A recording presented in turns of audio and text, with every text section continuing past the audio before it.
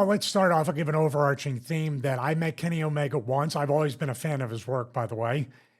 I met him at WrestleCon in New Orleans that year, and it was just kind of funny because I walked up. He was very nice, came up to me, introduced himself. I introduced myself back to him, and I said, you know what's funny is I was researching you at one point, and I was looking, and I didn't know that you were like a really proficient hockey goalie, and you had a hockey career. And he looked like kind of left to right, off to the sides. And he's like, no one's ever brought that up to me. He goes, that's pretty awesome. And he talked to me for like maybe a minute more. How are you doing? How are things going? I asked him, and that was it. But I got such a very disarming impression of him. Just like with this clip, I got a he seems like a very giving person to a fault in a way, probably in the ring too.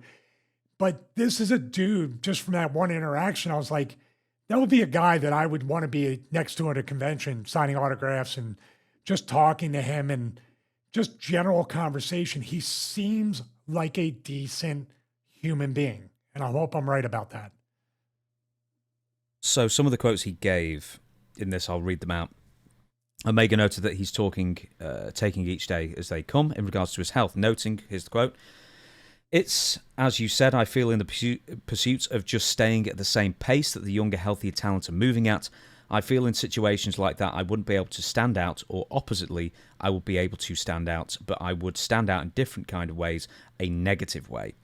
I try not to bring attention to that," he said. "I don't want people to feel scared or sorry for me, or I don't want anyone's opinion of a match to be hampered because I simply just can't move consistently as fast all the time. There's still a number of issues I'm working through, and it's really day to day." He would later note some of these issues. Once again, it goes to the diverticulitis. I have these adhesions in my stomach, quite a few, and when you're breathing heavy, when you have to use a lot of core, when you have to twist, when you have to stretch, the adhesions that are binding to my inner organs, they're pulling apart, and it's causing a lot of discomfort, kind of sort of like a flu-like symptom to emerge. Which is, you get flu-like symptoms a lot of times, like, like foreign bodies in you, and, inflames you, makes you feel really sick, so I guess that's sort of what he's getting at there. Omega concluded this, knowing my own limits and being okay, I do have a limit. It's what's important. I'm so also very lucky. I'm sorry, this is a full transcript quote here. I have a boss that has an understanding of that. My safety and health is always paramount to the company. So, all that being said, the guy's really sick.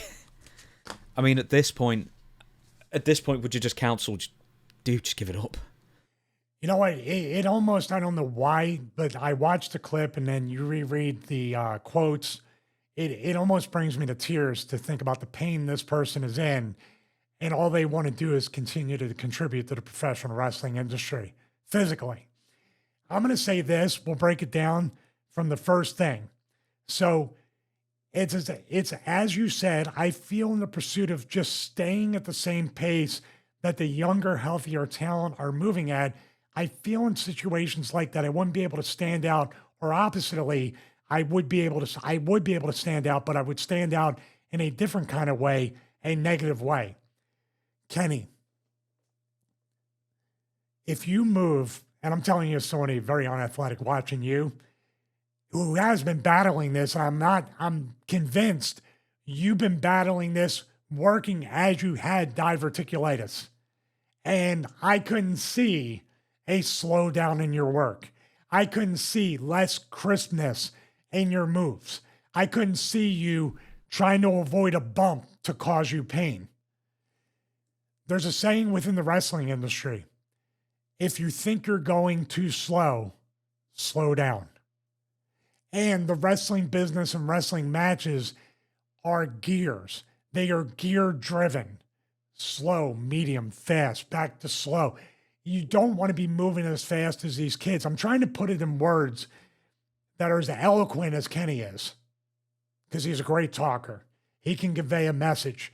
He can tell a story. As a matter of fact, when you were reading that, I'm like, if you get a damn smart board, I'm going to be so pissed off. Because you have such a future as a commentator, a sports analyst, a storyteller. You have immense amounts of talent. Don't try to kill yourself doing this. But getting back to that, these kids have to move at your pace. You're the veteran. You're leading the match. You have more psychology than they do. And I guarantee you, if they slow down at your pace, you know what people are going to be able to do? No pun intended. Digest it. They're going to be able to really take it in. And your moves, which are incredible, are going to mean that much more. Kenny, you're giving way too much. And you're too hard on yourself. As a matter of fact, Dave and the other guys said you're too hard on yourself. And I dare say it. You at 20% is still faster and better than most of that roster. It's still more athletic than most of that roster. So thank you for the humility. The business needs more of that. That's probably why it almost brought a tear to my eye because, man, I know what it's like to be too hard on yourself. And dude, way too hard on yourself. And please, your life, that Brock Lesnar was close to dying too from his diverticulitis. This thing is not a joke. I don't know what to say. I'll put it back to you. I'll gather some more of my thoughts based on these quotes. But man, dude, be a ring general. Control the narrative, control the match. And I guarantee you, man, you're going to create stars faster and more efficiently than you realize. And you're going to protect your own body in the process. He's going to be facing Okada. Now, Okada is a very interesting character from when he left New Japan to join AEW full-time because Okada has slowed down so much that a lot of the fans are talking about, well, he's now lazy, he's got the guaranteed money, that kind of thing. And we've not seen what Meltzer, since he was on Meltzer's show, would term a 7-star match, kind of thing. He's just slowed it he slowed it so much down. He was always a slow plotting worker, though. But now he has been getting criticism over the last couple of years that now he's just a catchphrase. He's more over. I'm going back and forth. I've watched the AEW matches and I have watched those 5, 6, 7-star matches with Omega because it's great cardio. It's a great cardio match to watch. But guess what? They moved in gears. Okada at that pace, and then Omega once in a while, sudden. But still, Omega's the one that the Rob Mortimer and Flesh Gordon and all these guys, when Omega runs the ropes with that half kind of like, I'm winding up like the Flash to run really quick. No, I'm watching those New Japan matches. I'm watching AEW matches. He's moving at the same pace, but guess what? He's doing less spots. And dare I say, Okada will be the perfect opponent for Kenny Omega at All In.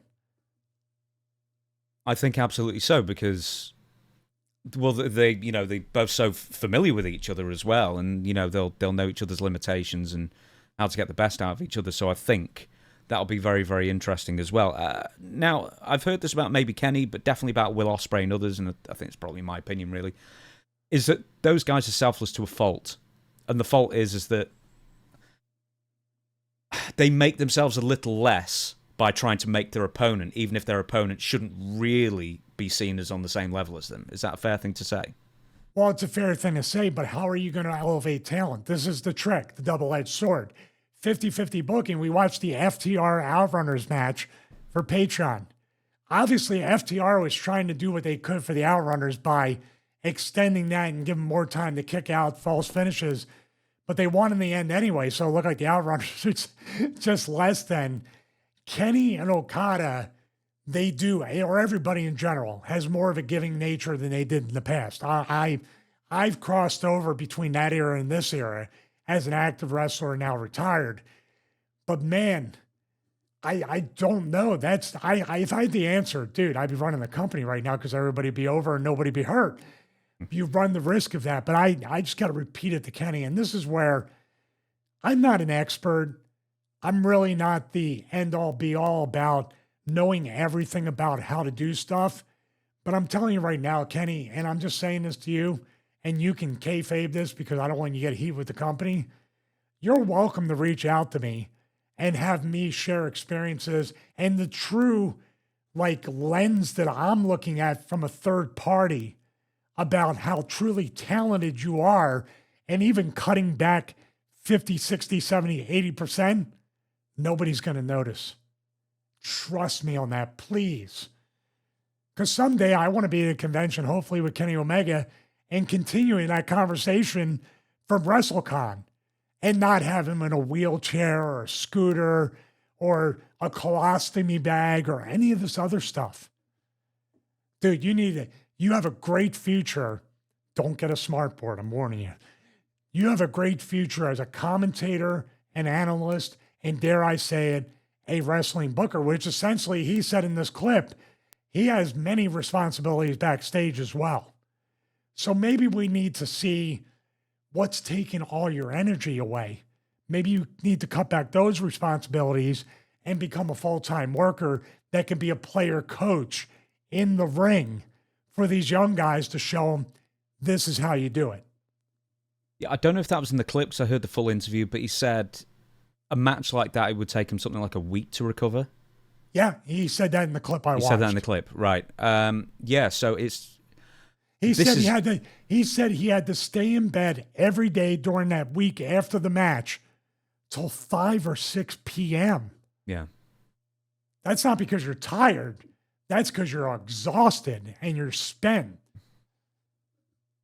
The wrestling business is interesting, isn't it? I mean, you've said it before where it's like it's a business that will never love you back.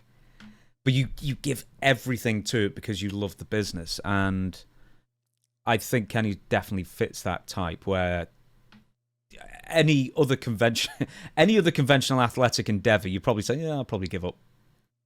But with wrestling, people just love it too much. Well, I loving it too much is one thing. And that's why I said, if you want true perspective on who Kenny Omega is, your name card and your talent from somebody that doesn't have to benefit either way. And you don't even have to say we had the conversation, or you just listen to me now. And if that's enough, that's cool for me. Selfishly, I just want to talk to him again because he seems like a cool dude. But when you look at that, here's the trick. I don't want to leave anything in the ring. I don't want to leave anything for the fans to say I didn't give my all. Well, that's the work of it. You're selling that you gave everything, but you don't have to truly give everything in one match. Just, dude, be the amazing, great worker you are, and hopefully future legend that can, at 50, 60, 70, be just as healthy, as in shape, as much of a freak as you are now, and tell the tale to tell those younger workers, hey, if you want to be healthy like me, or even healthier, do this, but avoid this. Just very briefly before we shut down the show, I wanted to ask you this, because Kenny's can be a divisive wrestler or performer, as far as people who either love him, but there's a lot of people who love him, but then there's also a lot of people that really hate him. Do you understand why? I think there's two things. Well, Cornette calls them twinkle toes, Harpo marks, or whatever it is. But I had to say, you got to chuckle out of that. That's why I said it. I was waiting for you to take a drink and spit the drink out. But in all seriousness, that's great. Because guess what? Like you said about the comments earlier in the show, people love it. People hate it. Guess what's happening? Interaction in the center. So if you're making people love and hate you at the same time, you must be doing something right or something memorable. I think the number one thing that it stems from is the blow-up doll match. The number two thing is wrestling the 9-year-old girl. That's where Cornette checked out.